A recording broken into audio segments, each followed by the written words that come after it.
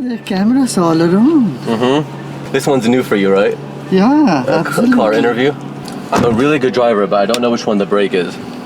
No, don't be worried. Scaring me. I was told it was going to rain all week, and then I think you did something. We have good weather. Good weather. Perfect weather. Did you have anything to do with that? I don't think so. Your direct line with Shiva. But weather is my good friend. Yes. Nature is our good friend. I'm Lebanese originally, and I was in the Middle East once, and this is like 10 years ago. Okay. And I went to a cafe, and this older man said, "How's your day?" And I said, "Oh, it's really beautiful, but it was raining." And I said, "But I was hoping for good weather." And he said, "There is no good weather or bad weather. There's just weather." And we decide, Absolutely. Everybody's waving at you. So nice. Yeah. Hello. So this is a really special place. Yeah? Yeah. The energy is so strong. Wherever we are, we make it a point, it becomes special. Thank you. Yes. I feel that. I have been in Lebanon too. Have you? Mm-hmm. Really? Thrice, I think. For 3 times. peacekeeping missions? Yes. We have a small group there. We have our teachers in Lebanon who are working almost in all sections of society there. We need when there was bombing in Lebanon, I was concerned. So I called all our volunteers and teachers in a Zoom call. I told them, "Are you scared?" They said, "No, Gurudev, we are not scared. We are here working." We had about 400 doctors caring for people there, working. 400 doctors from Art of Living? Yeah. Wow. Wow. Doctors and volunteers, healthcare professionals, they were all caring for people down there and working. They sent me all their photos and reports, and there's so much energy and commitment. That's so beautiful. Jitesh from your team was telling me too. He said I don't know what region we were talking about. It might have been India. No, I don't think so. It was somewhere where they have like cartels. And he said, they have no fear. These volunteers that work with you, and they know their purpose and their dharma, and they know they're protected. See, when there is love, there is less fear or no fear. And there is so much love, then our dedication for a cause, then you are in a different plane altogether. Right. So when you see somebody, whether it's these volunteers or people, you go on these peacekeeping missions, what's the main thing that you're bringing forth? Like, let's say you were in Lebanon or in Colombia, wherever you end up. What's the main thing you're trying to show both sides so that there can be peace? You don't go with the preconceived notion. You just go there and be available for whatever is needed at the time. I feel it's just a very human nature that when we are open, when we are concerned and we are care, we become very spontaneous in taking decisions or acting at that time. When we don't have a preconceived notion to ourselves.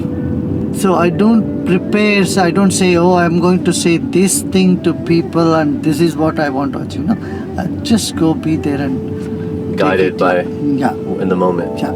And what do you see when you see somebody? I'm always curious about this. I wanted to ask you. So you and I are speaking, or as soon as I'm greeted by you, what is it must be so heightened when you meet somebody.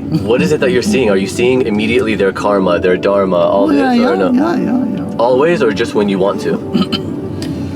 No, it's instantaneous. Like seeing my shirt. Yeah. You don't have to make an effort to see someone beyond what are they doing. You don't have to take a telescope or microscope to see something. It just flashes. But is there any judgment of that information that you're receiving? Not at all. Because see, on a different note, everybody is just part of one ocean. Like different waves of the ocean are just the ocean only. They are not different from ocean. So every individual is part of one huge collective being. Like a drop in the ocean. Yeah, just part of one collective being. But you know what's interesting is that you can understand that logically, or you can understand it experientially, right? And I've had glimpses of that where oh my God, I get it. We're all one. Oh my God, I understand. Now I know. Because it's like you always just hear it. Okay, we're all one. We're all one. Then there's a moment, whether, for some people it's plant medicine or other people it's a deep meditation, whatever it is, you get the, oh my God, we are all one. Wow, that feeling of, so how do you maybe like instruct people just imagine to do that wow doesn't leave you. Yes, that's what I'm saying. But how does it not? How come we only get glimpses of it? The lucky ones, we get glimpses of it. Not lucky, we do hard work. You're really lucky to have the glimpses. Even that many don't get, you see. But then it becomes a natural thing. Then the frequency increases, and then you find one day it doesn't leave you. Yeah. Okay. And the less wants that you hold on to, the more wow you are into. The less wants. Yeah. Are you of the belief, kind of like the Buddha instructed, that wants lead to suffering? Yes, wants do when you don't let go, when you are hankering on it. Yeah, it's one of the truth, and the other truth is, the other side of it is, wants are just part of life. Wants are also part of the ocean. Okay. Right? Yeah. So, when you say I don't want to have any wants, that is another want. You see. So, that's the difference between the ancient Vedic thought and the Buddhist thought. Buddhist thought is saying, okay, wants are the cause of your misery. Yeah. But in the Vedic thought, in the ancient Hindu thought, it's said wants can be there. That's one part of your life. Dharma, and then means for the dharma, and then wants, and then liberation. Liberation, the freedom must follow the wants. If there is no freedom, you are holding on to the wants only, then it becomes miserable. I think that's more optimistic. I like that. Yeah, dharma, artha, kama, moksha, that's it. The moksha, freedom, liberation, must come with one. See, suppose you like apple pie, there is nothing wrong in you liking apple pie. You can have it. But you get obsessed with apple pie. Oh, when it becomes compulsive. Compulsive, yes. Yeah. Then you become miserable. Yeah. Okay. Rather than just saying, okay, I'm right now in this human body. This human body wants apple pie. And you can enjoy it. What is wrong? But not become obsessed with it. Not become obsessed. The whole world is there for you to enjoy. Yeah. Don't feel guilty in having your nice meal, But if suppose you don't get that nice meal one day, you should not throw tantrums, or you should not be off your track. Yeah. See? That is the stability. That's the Vedantic thought. You say, okay, you can have your wants, but fulfill your wants, but realize you get back to the same point where you were before the want arose in you. Right, and don't forget the end goal, right? The end goal. Why am I here? Why am I really here? Why are you here? Your main thing is to know your ultimate nature, right? Freedom. You know what's interesting about all of that also is I realized recently, probably in the last few months, that whatever we call it, awakening, enlightenment, hey, look at nirvana. Wait, nice. Oh God, which tree? This one? Look at any tree. No more questions. Just look at the tree. So what's happening? That's the answer. Look at this. Yeah. Every question here will turn into wonder. Wow. Wow, look at the greens. Look at the different type of greens there. Yeah. It's not one type of greenery. See, but this is why I want to ask you, because you're in this moment always, right? There's There was a time I was in college. This is like 15 years ago. I was late to a class like 20 minutes because I couldn't stop staring at Do you one see a tree. lot of gravels on this? Yes. road? But, I'm pulling you to the present, Puppet. oh my god, but the present, but I have You're questions. taking me 15 years back. Now look at this here. Look at the gravels. Okay, keep it here. Yeah. Look at those clouds hanging out there. Look at this tree. No, really, look at this tree. It's stunning. Yeah. And you're growing to be one like that, right? I'm going to No, do it I'm like not that. going to talk about 15 years back what the tree was, how big it was, Right, and how right. small it was. Now you enjoy these clouds. Okay, so that's the answer. Just be here now, always. Okay, so then is the same thing with nirvana, awakening, enlightenment, all that? Unlearning. Not attain it, but just be aware of it? Unlearning. You know, you learn a lot and a lot of stuff that you are stuck in your memory now. The whole process, nirvana is just the process of unlearning. Just let go. Every time you are driving, if you just remember you are just in L-board, you are learning license. What do you call it? L-board? You like learning? Oh, Yeah. Teleporting? No. L-board, no? You are learning. You're learning to drive. Then you see everything every move of you Like it's the first time. the first time. Yeah. And if you're a good driver, you really don't enjoy your drive. Yeah. True. You don't enjoy your every move, you see. There is a little difference. If you're a learner, you are a little bit nervous because it's the first time you are learning, you are nervous. But when you are in the moment, it is the same experience of driving the car for the first time without being nervous.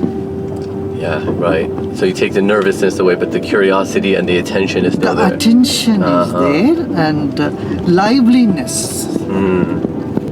Really, it's so beautiful here. Wow. It's all these ups and downs and the windy road that makes it more interesting. Like life. It's better when I don't ask questions. I just let you talk. Whatever comes up, let it come up. One thing is seeing all these plants and the trees makes me think of the wisdom that nature has that we can learn from. And part of that is, there's like two schools of thoughts, I think, with plant medicine, whether it's ayahuasca or psilocybin or whatever it is, and I've done plenty of those. You get these amazing glimpses, but what I found, and I would love to hear your opinion or your belief, is the Kriya or yoga, meditation. It's so much deeper because it takes you there without being dependent on something. That's really fascinating. You can go into your own space and you find that you don't need an extra stimuli to quieten the mind or to experience an altered state of mind. Do you have any peace missions coming up that you're working on? So volunteers are doing everywhere. But now, the immediate thing is, you see the mental health of our society, about young people getting so restless and so agitated and aggressive. But, you see the shootings happening. Yeah, always. It's appalling. I used Now to go. it has spilled beyond America to even Norway and Denmark yesterday in Denmark. Yes, yeah. This is all a big concern. So we are working on that. We have transformed many these gang members, nearly 5,000 prisoners and gang members. We have, rehabilitated in Denmark alone. So in Denmark alone? In Denmark alone. 5,000 in Denmark? 5,000, yeah. Wow. This morning I had talked with the Denmark group. So they were mentioned to me. And so now they want us to take over the whole prison and work in the prison in Denmark. But we also need to see that people don't reach up to the prison. So we are also working in schools and colleges, see? Right, before they even get there. Before they even they get there. So do they now have a daily practice? Are they doing sky breathing? Mm-hmm. Yeah. That's amazing. We need that here. Schools and colleges, yeah. Do you feel like they're more receptive to it in countries like that? Like Denmark, like the government? Today everywhere. People are today everywhere open because you can't go on like this, you see, with so much violence. And we have to work on the mental health issue, mental well-being. Right. You know? Right. I would like to call it well-being because many people don't even like to admit that they have a mental health issue. So true. They feel they are just normal, they are fine. Yeah. Okay, but well-being is something that everyone can pay attention to. Right. Yeah, I was a journalist for like 11 years. By the time I was 30, I won 4 Emmys. I mean, I was like really just in that world. And all these mass shootings, they would send me. So, hey, there's a mass shooting in Florida, can you go? Hey, there's a mass shooting in Denver, can you go? And I would go. I would spend like a week there. In fact, I won 4 Emmys. The 4th one was for the mass shooting in Vegas. Because I was there for 1 month after there was a shooting at a country music festival. And you know what was so interesting is you see like the mental health issues, but what I always thought was so beautiful is, you know, there's one shooter, but there's a whole community that comes together. They donate blood, they donate food, they create, you know, they all come together. So there's more of those people that want the peace. Yeah, I mean, the humanness is still alive, you know. Even in those people who are shooting and who are engaged in violent activity, I don't call them bad guys. They need help. They need help. Yeah. They need help. In disaster, people unite. You know, I've seen in when tsunami happened, every mosque or temple or church, they all open for everybody. Yeah. There was no distinction of religion, caste, creed or race, nothing. The people, where Katrina happened here, Atlanta. Every home was thrown open for the people who are affected by the floods, by the fury of hurricane. But see, we don't need a disaster to unite us, make us come out with our compassion. See, if we are more aware, we will see that compassion is already manifesting in our life. And that's why you're here, to teach and to... Absolutely. We're all here for that. You too. To teach each other? Yeah. You too, to teach to the world, I really try. It's my passion. Yeah. Even just with the YouTube videos, it was just always showing people my journey, you know? Hey, I'm gonna go try plant medicine. I'm gonna go meet this shaman. I'm gonna go to this guru. and just show my experience. Yeah. And that's the way I can teach. I think even being a journalist for so many years was just to teach me how to tell stories and how to raise awareness for this stuff, you know? I noticed I didn't know this until right before I came here, that your center also teaches children to see while blindfolded. Yeah. My first videos on YouTube was all about seeing through the third eye. But I documented it with Russians, Germans, Indians, Americans even, Mexican. I mean, it went all over the world showing these abilities. And then I learned it in Germany. And what I thought was so interesting is they all use different methods. Some it's initiation with a guru. Some of them it's a method that they. One was Marpati Putti. It was a technique in martial arts. But we have these abilities, And you're talking, about mental wellness. That's like the beginning. It's like get your mental wellness, Correct, and then there's this whole world available of what you're Absolutely. capable of. Yes. Right? Yes. I mean, just mental well-being is the basic. Very basic. Yeah. It's a very, very basic. It's like where we should just be. Yeah. Yeah, we are in the rainbow now. Are we? Yeah. Yeah. It should be coming any second. See, there is sun, there is rain, and so we are in the rainbow. Yeah.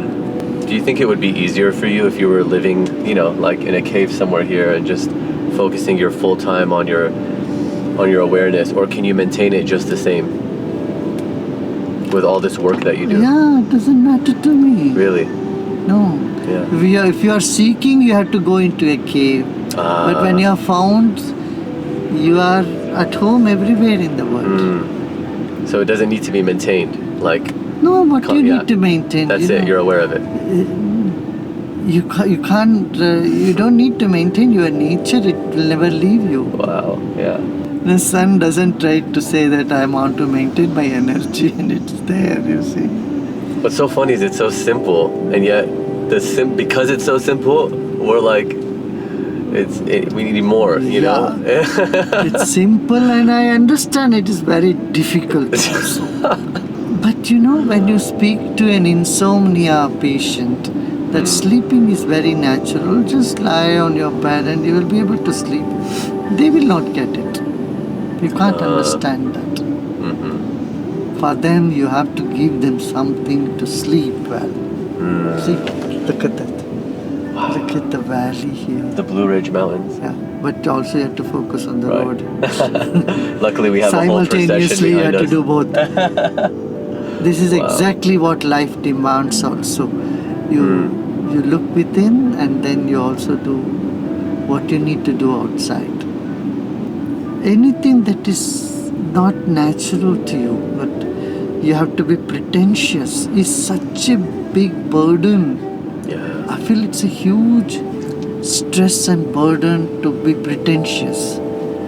But for those who have lived their life, are programmed to be in that state of pretension all the time, they don't feel it that way.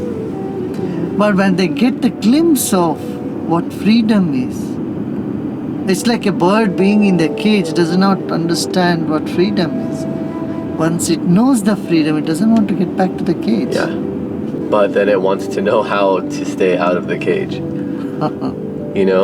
Like for me, that's where I'm at now with the glimpses in. Even just honestly in plant medicine has been the most. That's when you become a seeker. When you get a glimpse, you become a true seeker. Because you want to go back to that. Yeah. So you can't long for something which you have no idea about, right? I have a gift for you, but I wanted to give it to you on camera because then you have to pretend you like it. It's just a very small thing. Wow. Ignore the bag, it's not related. Oh, Ganesh. Ganesha. Oh, thank you. You're welcome. Thank you so much for this. We all have Ganesha within us. You only have to uncover him. Take him out of the package. Yes. And take him out of the package. Ganesh is present inside of you, but he is inside a package. You have to uncover.